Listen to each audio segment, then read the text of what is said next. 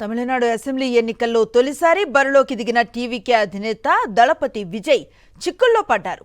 ఆయన దాఖలు చేసిన ఎలక్షన్ అఫిడవిట్స్ గందరగోళానికి కారణమయ్యాయి. రెండు అఫిడవిట్స్ లో వేర్వేరు సమాచారం ఇవ్వటం చర్చనీయాంశంగా మారింది. పెరంబూర్లో సమర్పించిన అఫిడవిట్లో తనపై ఎలాంటి క్రిమినల్ కేసులు లేవని విజయ్ పేర్కొన్నారు. నిన్న తిరుచి ఈస్టులో దాఖలు చేసిన ఎన్నికల అఫిడవిట్లో మాత్రం ఒక కేసు ఉందని చెప్పారు. 2025 మదురైలో తనపై నమోదు చేసిన వివరాలను ఇందులో పొందుపరిచారు. దీంతో విజయ్ పెరంబూర్ అఫిడవిట్లో తప్పుడు సమాచారం ఇచ్చినట్లయింది. ఇక్కడ ఆయన మరోసారి ఎన్నికల అఫిడవిట్ను దాఖలు చేయాల్సి ఉంటుంది. తమిళనాడులో అసెంబ్లీ ఎన్నికల నామినేషన్స్ పరిశీలనకు ఈ నెల 7 వరకు గడువు ఉంది. తమిళనాడు అసెంబ్లీ ఎన్నికల్లో తొలిసారి బరిలోకి దిగిన టీవీకే అధినేత దళపతి విజయ్ చిక్కుల్లో పడ్డారు. ఆయన దాఖలు చేసిన ఎలక్షన్ అఫిడవిట్స్ గందరగోళానికి కారణమయ్యాయి.